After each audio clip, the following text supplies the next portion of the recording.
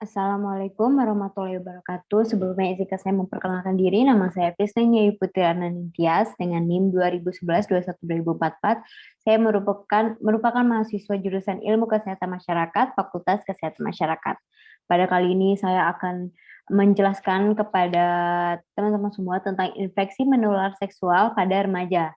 Ini merupakan implementasi dari tugas mata kuliah dasar kesehatan reproduksi atau kesehatan ibu dan anak dengan dosen pengampu Ibu Suci Maisoroh Nasution SST MKM. Adapun saya memiliki teman kelompok yaitu Hanifah Zara dan Anissa Nurul Hadi. Baik, selanjutnya saya akan menjelaskan tentang apa saja bahasan yang akan saya bahas, yaitu yang pertama ada definisi infeksi menular seksual. Lalu yang kedua ada orang yang berisiko tertular IMS. Yang ketiga, mengapa IMS berbahaya? Lalu mengapa remaja perlu mengetahui IMS ini? Serta kami akan menjelaskan tentang mencegah penularan IMS, hubungan IMS dengan HIV, jenis-jenis IMS, penyakit termasuk IMS, pencegahan IMS, dan evaluasi IMS dan kerentanan IMS pada remaja. Baik, yang pertama yaitu definisi infeksi menular seksual. Infeksi menular seksual atau biasa disingkat dengan IMS merupakan infeksi yang ditularkan melalui hubungan seksual yang populer disebut dengan penyakit kelamin. Penyebab infeksi tersebut diantaranya adalah bakteri, misalnya gonore, sifilis, jamur, virus misalnya seperti herpes dan HIV, atau parasit seperti kutu. Penyakit ini dapat menyerang pria maupun wanita, menurut UNESCO tahun 2012. Adapun gambar tes darah.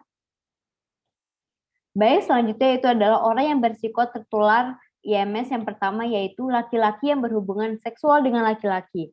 Nah, laki-laki yang berhubungan dengan seksual laki-laki memiliki resiko lebih tinggi dibandingkan dengan hubungan laki-laki dengan perempuan. Karena kenapa? Ada hubungan homoseksual. Lalu selanjutnya perempuan berhubungan seksual dengan perempuan. Ini sama halnya dengan laki-laki berhubungan seksual dengan laki-laki yang berisiko sangat lebih tinggi dibanding dengan laki-laki yang berhubungan dengan perempuan. Lalu yang ketiga ada remaja. Lalu yang keempat adalah pekerja seks atau komersial. Selanjutnya yaitu mengapa sih IMS itu berbahaya? Nah, infeksi menular seksual IMS merupakan infeksi yang ditularkan melalui hubungan seksual yang populer disebut dengan penyakit kelamin. IMS ini menyebabkan infeksi alat reproduksi yang harus dianggap serius. Karena kenapa? Bila tidak diobati secara tepat, infeksi dapat menjalar, sakit berkepanjangan, kemandulan, bahkan kematian. Nah, lebih dari 30 jenis patogen dapat ditularkan melalui hubungan seksual dengan manifestasi klinis bervariasi menurut jenis kelamin dan umur. Selanjutnya saya akan menjelaskan mengapa teman-teman remaja perlu mendapatkan pengetahuan tentang IMS ini. Masa remaja adalah suatu tahap kehidupan yang bersifat peralihan, sehingga dalam masa ini sering disebut masa yang rentan oleh pengaruh-pengaruh negatif. Lalu selanjutnya yaitu ada seks bebas atau melakukan hubungan seksual secara bebas tanpa dibatasi oleh aturan-aturan serta tujuan yang jelas. Nah, oleh karena itu kita penting untuk mempelajari tentang seks bebas ini. Nah, untuk menghindari terjadinya hal di atas, sebaiknya dalam perkembangan menuju kedewasaan, remaja perlu diberi bimbingan, perhatian, pendidikan, serta pendekatan psikologis. Adapun pencegahan penularan IMS, yaitu antara lain yang pertama adalah menunda atau mengurangi jumlah pasangan seksual. Cara yang paling dipercaya untuk menghindari penularan IMS adalah menjauhkan diri dari hubungan seksual. Maksudnya adalah kita tidak memiliki pasangan seksual lebih dari satu. Yang kedua yaitu ada vaksinasi. Vaksinasi adalah salah satu metode yang paling efektif untuk mencegah penularan human papillomavirus atau HPV dengan virus hepatitis A dan hepatitis B. Lalu selanjutnya itu adalah penggunaan kondom. Kondom laki-laki yang terbuat dari lateks merupakan salah satu metode pencegahan penularan HIV yang paling efektif dalam berhubungan seksual. Lalu selanjutnya yang terakhir itu ada sirkumsisi pada laki-laki atau WHO menganjurkan sirkumsisi pada laki-laki di daerah yang tingkat prevalensi IMS-nya tinggi seperti daerah alat reproduksi. Oke, next selanjutnya saya akan menjelaskan tentang hubungan IMS dengan HIV. Penyebaran IMS dengan penularan HIV memiliki hubungan yang sangat erat. Adanya perilaku penyimpangan dari masyarakat mulai dari pekerja seks komersial atau PSK, lalu homoseks, dan penggunaan narkoba suntik yang saling bergantian dengan dengan sangat mempengaruhi peningkatnya penyebaran HIV dan AIDS. Telah terbukti resiko penyebaran HIV meningkat melalui hubungan seks menurut Adi Sasmito tahun 2008. Selanjutnya yaitu ada jenis IMS berdasarkan penyebaran. Nah, IMS yang disebabkan bakteri yaitu ada gonorrhea, infeksi genital non-spesifik seperti syphilis, ulcus mole, lymphoma granuloma, venerum, vaginosis bakterial. Lalu yang kedua IMS yang disebabkan oleh virus yaitu herpes genitalis, candyloma, acuminata, infeksi HIV dan AIDS, hepatitis B, molluscus contagiosum. Lalu yang ketiga ada IMS yang disebabkan jamur, contohnya seperti candidiosis genitalis.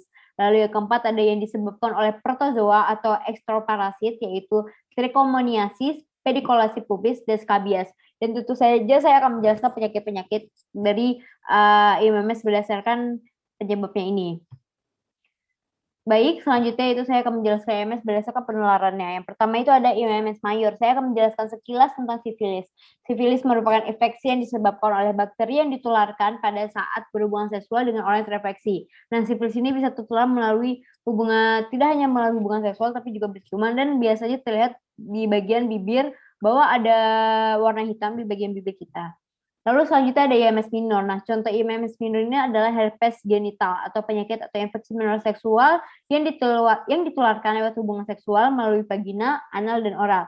Dan biasanya herpes genital ini bisa tumbuh di bagian sekitar mulut seperti bintik-bintik ataupun juga bisa di bagian alat reproduksi pria maupun wanita. Baik, selanjutnya saya akan menjelaskan tentang penyakit IMS bakterial vaginosis. BV atau bacterial vaginosis adalah penyebab paling umum dari abnormal discharge dari vagina. Nah, setiap wanita bisa mendapatkan BV, bukan hanya wanita yang aktif secara seksual. Lalu selanjutnya ada pun gejala umum termasuk bau tidak normal dari vagina seperti bau amis atau keluarnya cairan dari vagina yang bisa berwarna abu-abu pucat dan tipis. Lalu selanjutnya itu BV dapat didiagnosis berdasarkan gejala yang digambarkan dan beberapa tes sederhana pada keputihan. Dan bisa kita lihat pada gambar di sini, pada umumnya bakterial vaginosis, kalau misalnya vagina yang normal, dia memiliki lactobacillus 95% pada vagina yang namun pada manusia atau wanita yang mengidap bakterial vaginosis, lactobacillus yang tidak terlihat malah hampir menghilang karena tertutup oleh Ganirella vaginalis yang berwarna merah seperti ini. Oke, next. Selanjutnya itu saya akan menjelaskan tentang penyakit TMS, chlamydia.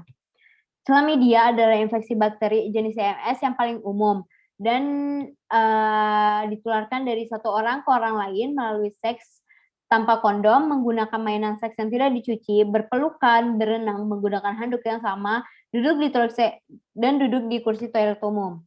Nah, gejala yang umum yaitu nyeri saat buang air kecil, namun pada beberapa orang tidak menunjukkan gejala seperti pada pria dari 2 pria itu tidak menunjukkan gejala dan dari 7 dari 10 wanita itu tidak menunjukkan gejala apapun.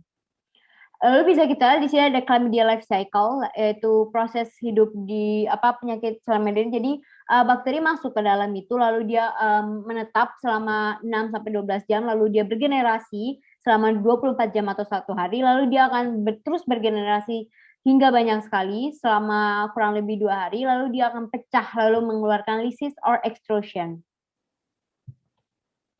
Baik, selanjutnya itu saya akan menjelaskan tentang penyakit EMS yaitu herpes genitalis. Herpes genitalis merupakan penyakit yang sangat umum atau sudah biasa ditemukan di orang-orang yang memiliki hubungan seks banyak. Nah, herpes genitalis adalah infeksi virus yang disebabkan oleh herpes simplex virus atau HSV. HSV itu ada 2 jenis, HSV1 dan HSV2. HSV1 bisa kita lihat, HSV1 itu menyebabkan bintik-bintik pada sekitar mulut. Namun kalau HSV2 itu menyebabkan bintik-bintik pada sekitar kemaluan perempuan dan laki-laki. Nah, HSV dapat ditularkan melalui kontak kulit ke kulit, hubungan seks tanpa kondom, dan dari ibu ke bayi selama proses melahirkan. Baik, selanjutnya itu ada penyakit TMS yaitu trichomoniasis. Nah, infeksi ini merupakan infeksi penyakit yang disebabkan oleh protozoa yang biasanya ditularkan melalui hubungan seksual dan sering menyerang traktus urogenitalis bagian bawah pada pria maupun wanita. Namun peranannya pada pria sebagai penyebab penyakit masih diragukan. Nah, seperti kita lihat protozoanya itu seperti ini dan dia biasanya melalui vagina dan dapat merusak dinding rahim juga. Baik, selanjutnya itu ada pencegahan IMS. Nah, pencegahan IMS ini dapat kita lakukan dengan mengurangi morbiditas dan mortalitas berkaitan dengan IMS. Lalu selanjutnya kita bisa mencegah infeksi HIV dengan menggunakan alat kontraversi. Selanjutnya kita dapat mencegah komplikasi serius pada kaum perempuan. Dan yang terakhir kita bisa mencegah efek kehamilan yang buruk. Dan tentu saja pencegahan IMS ini masih banyak, namun saya hanya akan memaparkan 4 pencegahan IMS saja. Lalu selanjutnya yaitu evaluasi IMS pada remaja. Nah, situasi yang mengarah kepada kecurigaan IMS sehingga perlu dilakukan evaluasi IMS seperti orang yang melakukan tindakan kekerasan seksual atau beresiko menderita IMS atau beresiko tanda-tanda dan keluhan adanya IMS yang ditemukan pada pemeriksaan fisik. Selanjutnya yang terakhir saya akan menjelaskan tentang kerentanan dan gejala klinis IMS pada remaja. Nah, terdapat beberapa epidemiologi CMS pada remaja dan usia dewasa. Meskipun secara klinis memberikan gambaran yang serupa, misalnya para remaja cenderung lebih rentan terhadap infeksi dan lebih berisiko terkena penyakit. Nah, beberapa perbedaan ini dilaporkan terjadi antara kelompok remaja 10-19 tahun dan kelompok dewasa muda umur 15-24 tahun dibandingkan dengan wanita muda yang telah kawin maupun hamil. Belum adanya imunitas humoral sampai dimulainya fase ovulasi, maka risiko tumbuhnya komplikasi imatur dibandingkan dengan wanita yang secara fisik telah panggul atau PRP akan lebih sering terjadi pada remaja